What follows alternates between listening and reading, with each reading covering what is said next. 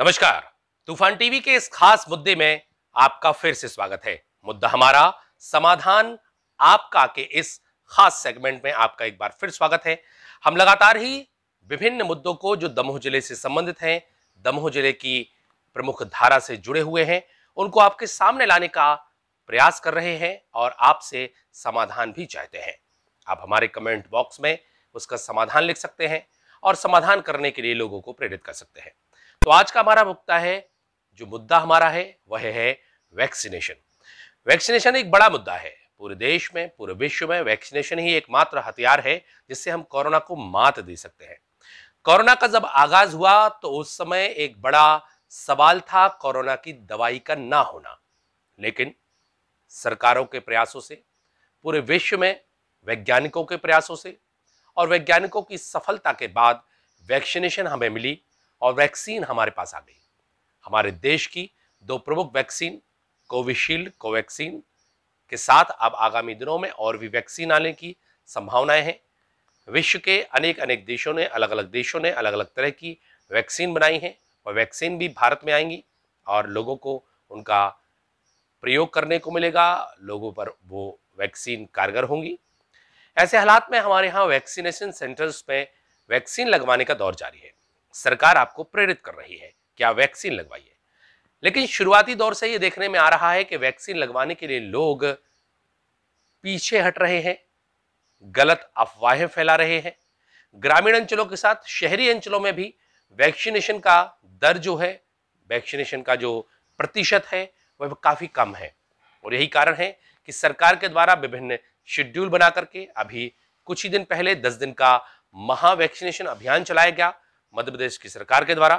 और इस महा वैक्सीनेशन अभियान में मोहल्लों वार्ड वैक्सीनेशन कैंप लगाए गए और वैक्सीनेशन कैंप लगाए जाने के बाद वहां पर लोगों को वैक्सीन लगाई गई।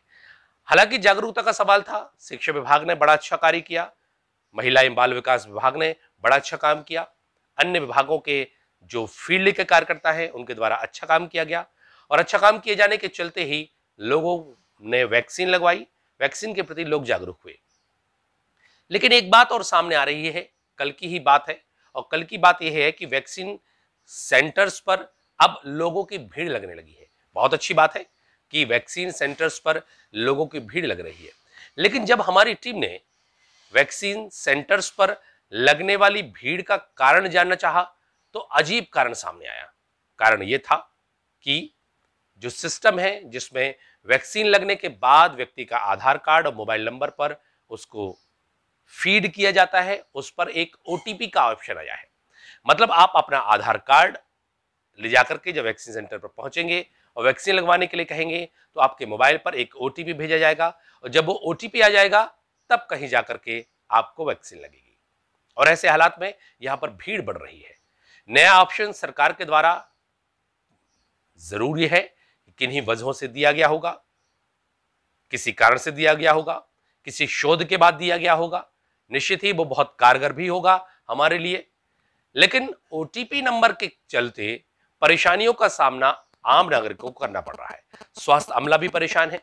ऐसे में उसको सुरक्षा की दृष्टि से पुलिस को भी बुलाना पड़ा, नगरपालिका के कर्मचारियों को बुलाना पड़ा, स्वास्थ्य विभाग के अन्य अमले को बुलाना पड़ा जिससे भीड़ को नियंत्रित किया सके। ओटीपी आने के बाद समस्याएं सामने आने लगी है। समस्या इस तरह की सामने आने लगी है कि लोग आ रहे हैं वैक्सीन सेंटर पर, पहले जब आते थे तो बड़ी आसानी के साथ उनको वैक्सीन लग जाती थी, लेकिन अब उनको वैक्सीन लगवाने के लिए काफी वक्त निकालना पड़ रहा है, काफी समय लग रहा है, लंबी लाइनें लग रही हैं। ऐसे में कोरोना गाइडलाइन का पालन भी नहीं हो पा रहा है, क्योंकि कोरोना की गाइडलाइन को पालन करने के लिए ही सरकार के द्वारा गाइडलाइन दी गई है, सरकार के द्वारा निर्देश दिए गए हैं, लेकिन इसके बावजूद अब वैक्सीनेशन सेंटर पर इसका परिपालन नहीं हो पा रहा और परिपालन नहीं हो पाने के चलते ही परेशानियां हो रही हैं। हमने भी वैक्सीनेशन सेंटर का निरीक्षण किया, वहां पर पाया कि किस तरह से परेशानियां हो रही हैं।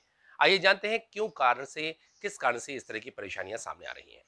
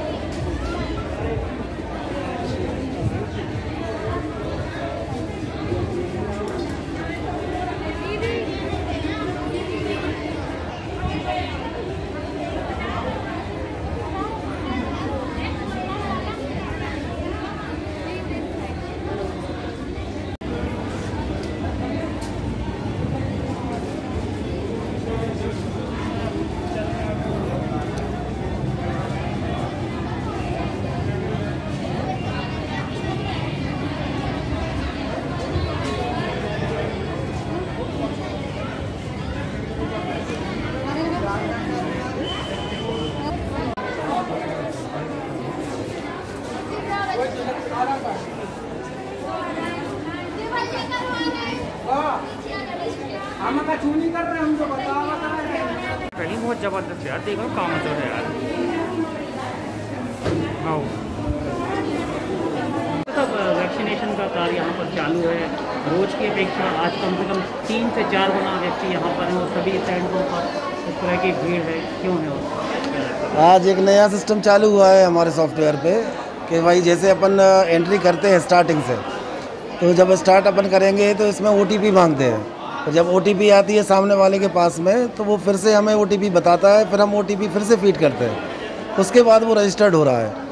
इस चक्कर में थोड़ा सा समय ज़्यादा लग रहा है, जिस चक्कर में आज ज़्यादा भीड़ हो गई है।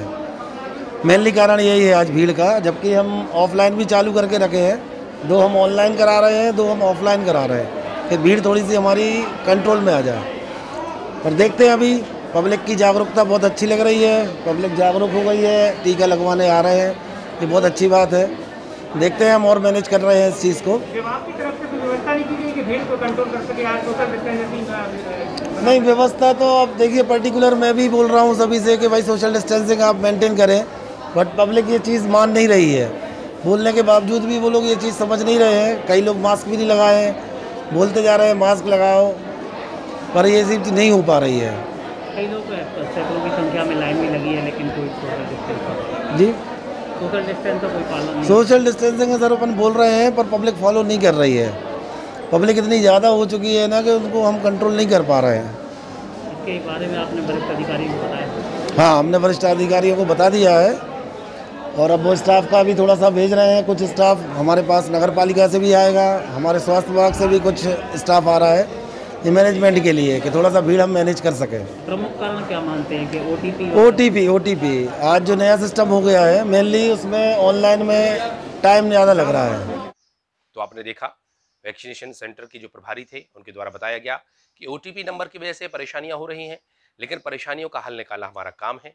सरकार को इस मामले पर बताया जाना चाहिए कि वैक्सीनेशन सेंटर पर जब OTP की हम डेडलाइन लगाते हैं, OTP का एक नियम लागू करते हैं, तो किस तरह से परेशानियां होती है। और इस परेशानी को दूर करने का उपाय यही है कि जो पूर्ववत में ऑफलाइन लोगों को नंबर लिखा जा रहा था, मोबाइल नंबर लिखा जा रहा था, आधार कार्ड नंबर लिखा जा रहा था, वही प्रक्रिया यदि कर दी जाए तो निश्चित ही लोगों को परेशानियां भी नहीं होंगी और आसानी के साथ उनका वैक्सीनेशन भी हो सकेगा। तो आपको हमारा प्रोग्राम कैसा लगा, हमें कमेंट बॉक्स में जरूर लिखिए। हमारा वीडियो लाइक करिए, हमारे इस वीडियो को शेयर भी जरूर करिए। हम लगातार आपके सामने आते रहेंगे अनेक मुद्दों को लेकर के, और यह मुद्दे आपसे जुड़े हुए होंगे।